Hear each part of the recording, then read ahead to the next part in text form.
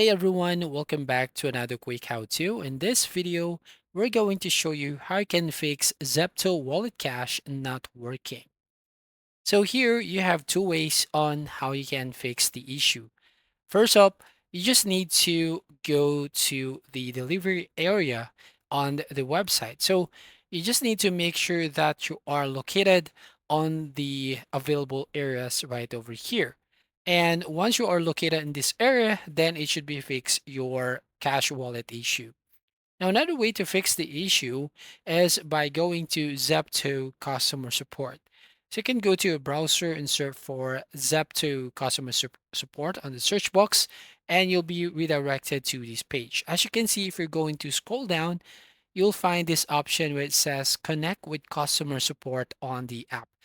So basically, you just have to download and install the app, even you are using iOS or Android device. And once you installed it and you log in your account on Zepto, then you'll be able to connect with the customer support.